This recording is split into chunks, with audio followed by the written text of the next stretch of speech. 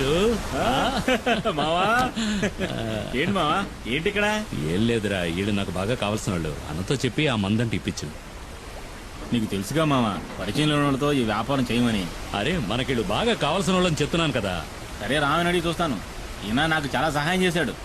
రండి వెళ్దాం.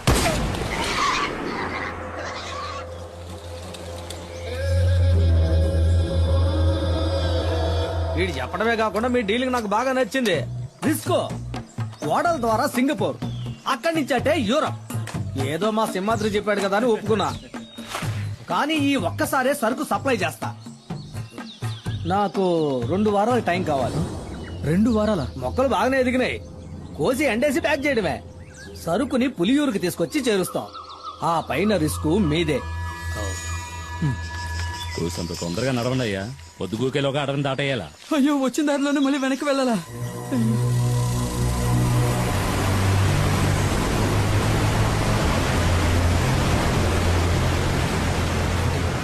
ఏమైంది? కొండవాగు పొంగి పొల్లుతోంది. మనం చింతపల్లి రూట్లోనే వెళ్ళాలి, వేరే దారి లేదు. మాట్లాడుకున్నారా?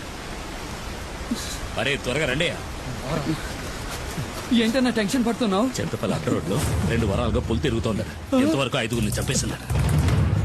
అడ్డ రోడ్లో పులి తిరుగుతుండడం వల్ల ఎవరికి కంటి మీద కొనుక్కులేదు. అది గనక ఊళ్ళోకి వచ్చిందంటే కుమార్ తప్ప జనాన్ని ఇంకెవరూ కాపాడలేరు. ఊళ్ళోకి వచ్చిన పులి గురించి కుమార్కి ఎలా తెలుస్తుంది? ఈ అడవిలో వేరే పులులు కూడా ఉంటాయి కదా. ఈ అడవి గురించి బొత్తిగా నీకు తెలియకలా మాట్లాడుతున్నావు. ప్రతి పులికి అడవిలో దానికంటూ ఒక పరిధి ఉంటుంది.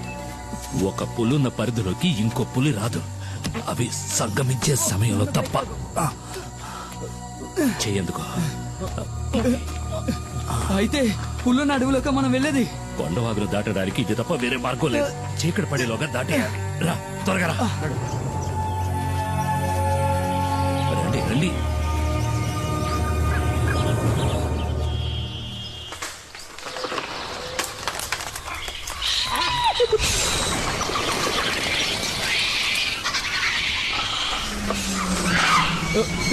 ఏమిటా శబ్దం?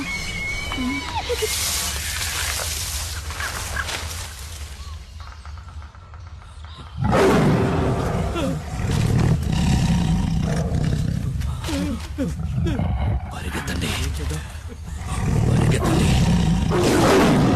పరిగెత్తండి.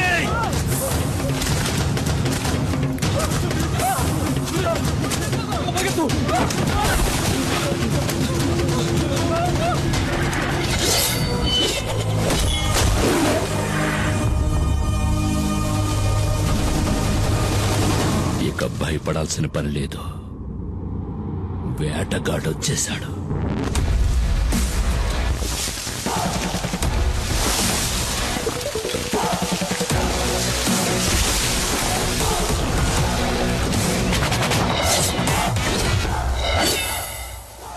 పులిరా పులిరా మన్య పులిరా, నీ అందగా నిలిచే మన్య పులిరా. ఆపదంతే ఆగడురా, విడు చెడునే చీల్చే మన్య పులిరా.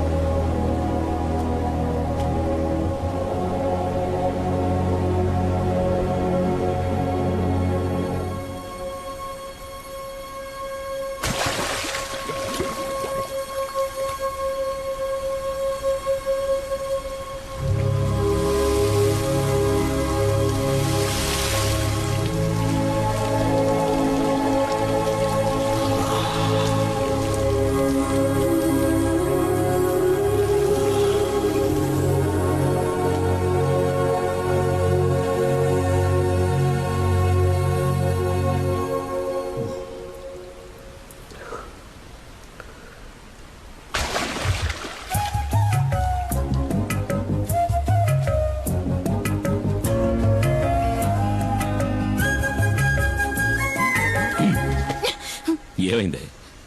ఎందుకు అలా బొంగమూతి పెట్టావు?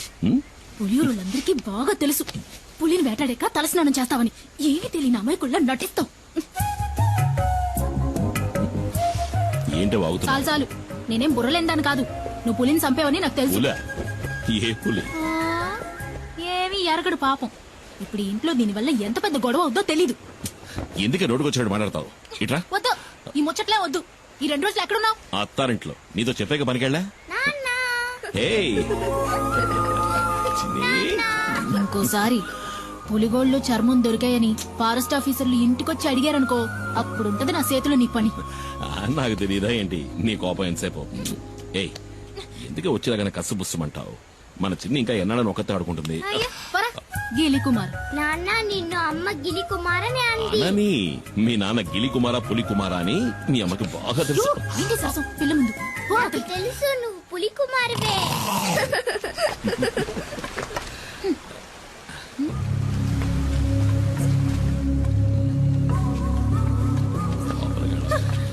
రండి రండి పెద్ద ఆయన.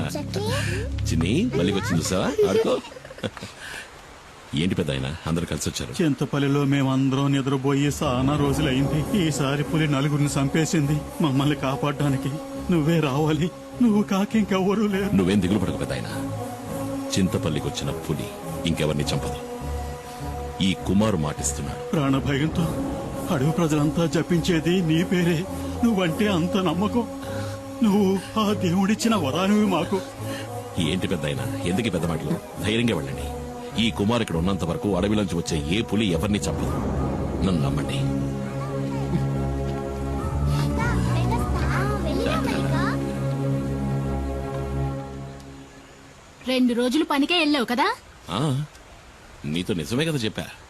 నేనన్నా నా బిడ్డన్నా నీకు అస్సలు లెక్కే లేదు. ఏయ్. రావే. అందుకే కదా ఏయ్, నీ ప్రాణాలు కూడా లెక్క చేయకుండా ఇప్పుడు ఏం కొప్ప మునిగిపోయిందని నువ్వు ఇట్లా గొడవ పడుతున్నావు? ఆ? పులిని చంపిన మనిషి ఊళ్ళో వాళ్ళకి దేవుడంట. దీనివల్ల వచ్చే లాభాల కంటే నష్టాలే ఎక్కువ. నీ ఇష్టం ఏయ్, వచ్చినట్టు చేసుకో. మైనా ఒరే శివ, ఆ కారు మనకు తెలిసిన కార్లా లేదు. AP05 అది యేసుపాదం కారు కదూ. రా.